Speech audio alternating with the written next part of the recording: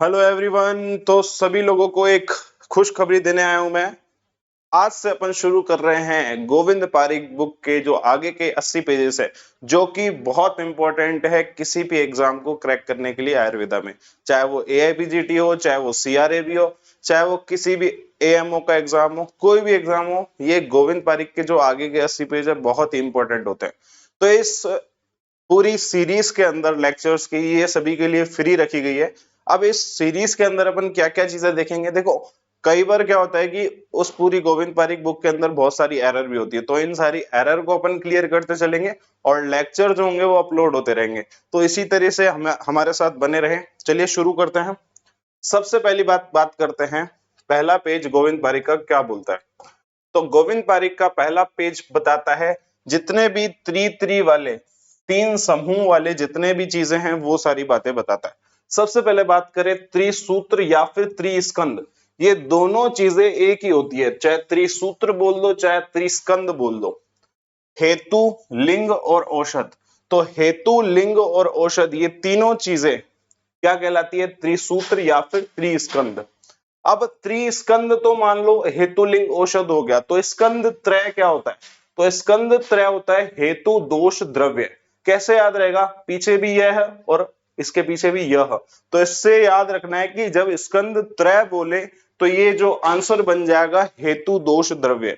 ये क्वेश्चन भी पहले के एग्जाम में बहुत बार पूछा हुआ है कि त्रिसूत्र त्रिस्कंद क्या होते हैं। ठीक है, उसके बाद में आता है त्रिदंड। तो त्रिदंड के अंदर याद रखना है, इसको एक ट्रिक से याद रखोगे, सास से। सास जो होती है वो क्या करती है, तीन दंड देती है अपन को, जैसे सत्व, आत्मा और शरीर। तो सत्व, आत्मा और शरीर ये तीन वर्ड अपन को याद रखने हैं त्रिदंड के अंदर। क्या इतनी बात क्लियर हो जाती है। उसके बाद में त्रिदंड को पुमान भी बोलते हैं, चेतन भी बोलते हैं, चिकित्सा अधिकारी भी बोलते हैं। इसका मतलब ये है कि जो त्रिदंड है उसको पुरुष की संज्ञा दी गई है। तो त्रिदंड को पुरुष की संज्ञा दी गई है। कभी तुमसे ऐसा पूछा जाए क्या तीन चीजें मिलकर भी पुरुष का निर्माण करती है, तो आंसर जाएगा यस। ठीक है, वैसे ऐसा क्वेश्चन आएगा नहीं, पर फिर भी कभी इस तरह का क्वेश्चन बना तो आंसर करना है यस। ठीक है, उसके बाद में आता है त्रिस्थूण। स्थूण मतलब क्या होता है, खंबे। तो पूरे शरीर के तीन खंबे होते हैं, और तीन खंबे कौन कौन से होते हैं, वात, पित्त और कफ। तो तीन स्थूण की अगर बात करें तो तुमको आंसर देना है वात, पित्त और कफ। इसके बाद में आ जाता है त्रिधातु। त्रिधातु भी कौन होता है, वात, पित्त, कफ।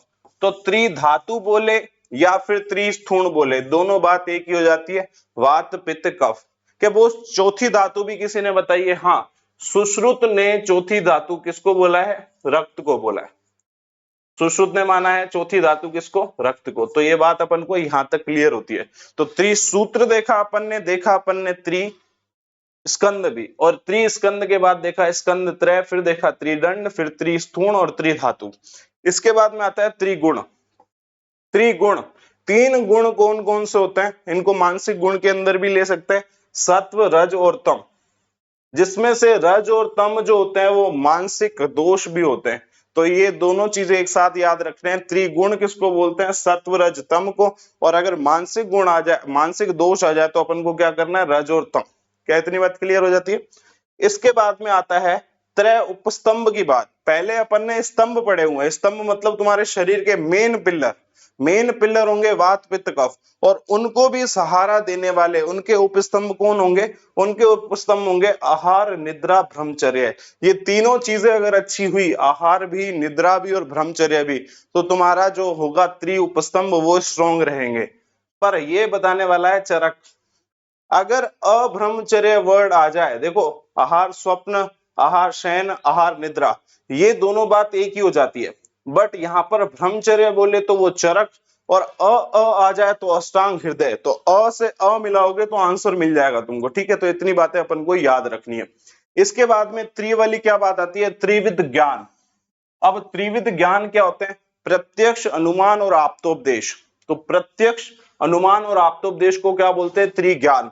अगर इसमें तुमने एक युक्ति और जोड़ दिया तो ये चरक के अनुसार परीक्षा हो जाती है या फिर प्रमाण हो जाते हैं।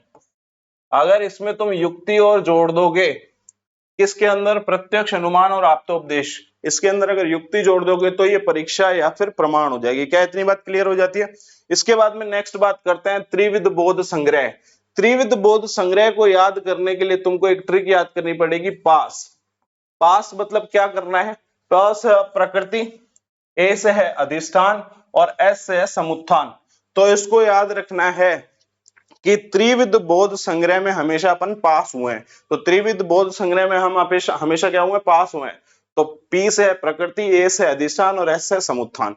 इसके बाद में आ जाता है एक त्रिवर्ग से त्रिवर्ग।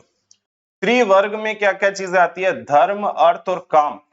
फोर्थ मोक्ष होता है, वो पुरुषार्थ होता है। तो त्रिवर्ग अपन को याद रखने, इसमें मोक्ष नहीं होता। तो त्रिवर्ग के अंदर क्या नहीं होता? ये भी क्वेश्चन पूछा जा सकता है, मोक्ष नहीं होता। इसके बाद में आता है त्रिएषणाएं। तीन ऐषणाएं, तुम्हारे जीवन में तीन ऐषणाएं होती है और वो क्या क्या होती है? प्राण सभी को प्यारे हैं, धन सभी को प्यारा है और परलोक, लास्ट में जाके परलोक।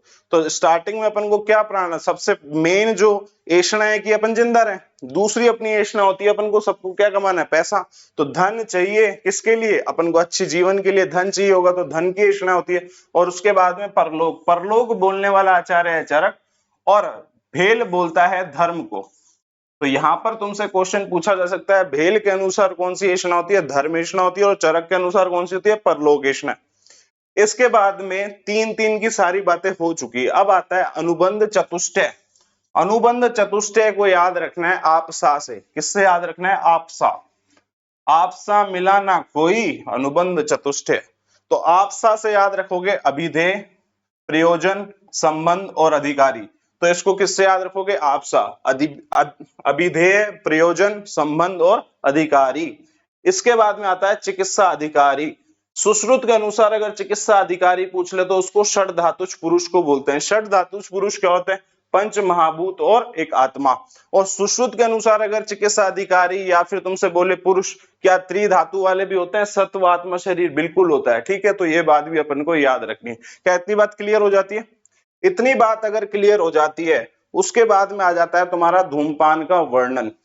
अब ये धूमपान में से most of the important topic है, ये धूमपान में से मोस्ट ऑफ द क्वेश्चन आते रहते हैं। ठीक है, तो धूमपान की अगर अपन बात करें तो सबसे पहले धूमपान के भेद याद करते हैं ना। धूमपान के भेद कितने होते हैं?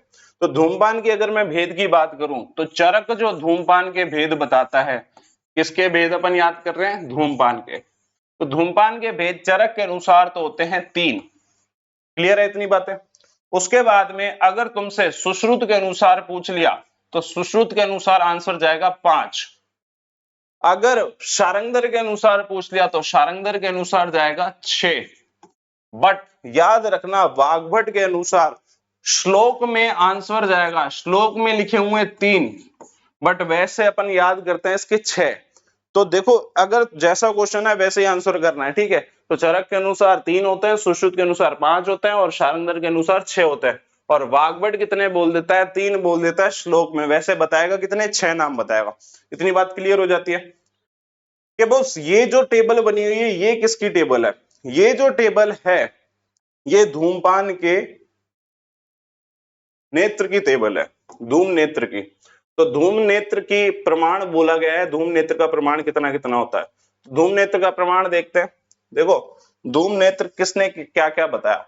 सबका मोस्टली अगर बात करें विरेचनिक वाला या विरेचनिक कोई बोलते हैं शोधन, विरेचन, तीक्ष्ण, ये सब इसी के नाम है। तो अपन विरेचनिक से याद करेंगे और स्नेही को एस से याद करेंगे और प्रायोगिक वीएसपी से याद करेंगे इसको। ठीक है, अब प्रायोगिक का ही नाम होता है शमन, इसी का नाम होता है मध्यम।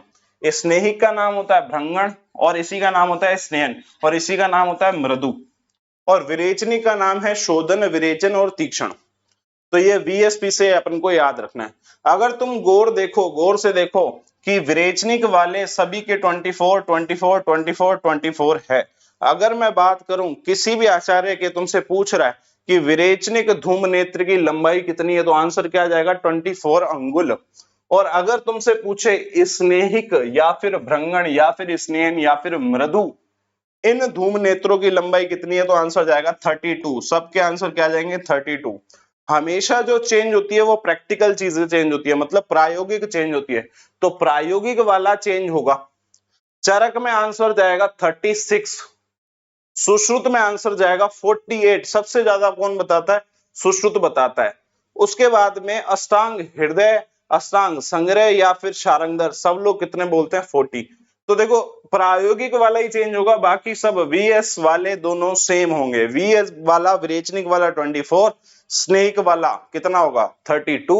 और अगर प्रायोगिक वाले की बात करें तो प्रायोगिक चरक बोलता है 36, सुश्रुत बोलता है 48 और बाकी सब आचार्य कितने बोलते हैं? 40। क्या इतनी बात क्लियर हो जाती है वीएसपी वाली? तो वीएसपी बात क्लियर हो जाती है। उसके बाद में आते हैं चरक ने तो कुछ नहीं बताया क्योंकि चरक के भेद कितने हैं? 3 ही है और सुश्रुत के 5 है। तो सुश्रुत ने 2 एक्स्ट्रा कौन से बताए? कासग्न और वामक। कासग्न वामक दोनों कितने कितने होते हैं? 16-16 होते हैं सुश्रुत के अनुसार। तो सुश्रुत के 5 कंप्लीट हो जाते हैं, चरक के 3 जो होते हैं वो 24, 32 और 36 है। उसके बाद में अष्टांग हृदय की अगर बात करें तो अष्टांग हृदय में ओनली कासग्न की बात बोली गई है और कासग्न कितने बोले? 8 या फिर 10 अंगुल। तो आंसर अपन को अगर दोनों दे रखे तो दोनों करना है या फिर आंसर अपन को 8 करना है। क्लियर इतनी बातें? उसके बाद में आती है अष्टांग संग्रह की बात। तो अष्टांग संग्रह की बात देखो, अष्टांग संग्रह में श्लोक में नंबर कितने दिए हुए हैं? 3 ही नंबर दिए हुए हैं। बट इसके अगर मैं बात करूं भेद कितने हैं? 6 भेद है। तो 6 में कौन कौन सा है? वीएसपी, विरेचनिक, स्नेहिक और प्रायोगिक। उसके बाद कासग्न, उसके बाद वामक और लास्ट होता है वर्ण धूपन। तो ये इंपॉर्टेंट क्वेश्चन है कि अष्टांग संग्रह के अनुसार वर्ण धूपन नेत्र की लंबाई कितनी होती है? 8 अंगुल। तो इंपॉर्टेंट क्वेश्चन हो जाता है। और कासग्न और वामक की कितनी होती है? 10-10 अंगुल होती है। तो ये अपन को याद रखना है। उसके बाद में आ जाता है शारंगधर। शारंगधर बोलता है 24, 32, 40। उसके बाद में 16 और 10। कासग्न है 16, वामक है 10।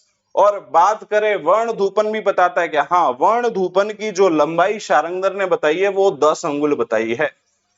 तो ये सब अंगुल प्रमाण में। क्या बोस डायरेक्ट कैसे याद करें? डायरेक्ट यही बात याद रखनी है कि विरेचनिक वाले सारे 24 है, उसके बाद स्नेहिक वाले सारे 32 है। और अगर मैं बात करूं चरक की, सुश्रुत की और वाग्भट की, ये चेंज करते हैं। चरक बोलेगा 36, सुश्रुत बोलेगा 48। सबसे ज्यादा बताने वाला कौन है? सुश्रुत 48। उसके बाद में सारे के सारे कैसे आएंगे? 40 वाले। क्लियर है इतनी बात? फिर बोस सुश्रुत के कैसे याद करें? सुश्रुत के कासग्न और वामक की बात करें तो 16-16। और अगर अष्टांग संग्रह की बात करें तो 10-10 और अगर शारंगधर की बात करें तो 16-10। क्योंकि ये तो सिंपल है, ये तो 8-10 बोलेगा और इनके याद करने तुमको सुश्रुत, अष्टांग संग्रह और शारंगधर। ये 16-16 है, ये 10-10 है और ये 16-10 है। और वर्ण धूपन ओनली 2 के याद रखने, एक तो अष्टांग संग्रह और एक शारंगधर। अष्टांग संग्रह बोलता है 8 अंगुल और शारंगधर बोलता है 10 अंगुल। ये श्लोक भी यहाँ पर लिखा हुआ है अष्टांग संग्रह का, वर्ण धूपन का। ये वाला जो श्लोक है वर्ण धूपन का, क्या बोलता है? वर्ण धूपनार्थ अष्ट अंगुलम, 8 अंगुल है, कलाय परिमंडल है और कुलथ वाई स्रोत जैसा है। तो ये बात क्लियर हो जाती है फर्स्ट पेज की। फर्स्ट पेज में क्या इंपॉर्टेंट था बोस? 3-3 समूह वाले सारी चीजें इंपॉर्टेंट है। त्रिसूत्र, त्रिस्थूण, उसके बाद त्रिस्तंभ, त्रिउपस्तंभ, ये सारी चीजें इंपॉर्टेंट है। त्रिवर्ग। उसके बाद में अगर बात करें तो ये जितने भी तुमको दिख रहे हैं ये सारे क्या पढ़े हैं तुमने? धूम नेत्र के प्रमाण पढ़े। और धूम नेत्र के प्रमाण के अनुसार तुमको याद करने हैं सारे की कैसे कैसे अपन को धूम नेत्र के प्रमाण किस सीरीज में याद करना है। तो इसको एक कॉलम के रूप में सबको याद करना है। तो ये थी पहली क्लास और पहला पेज।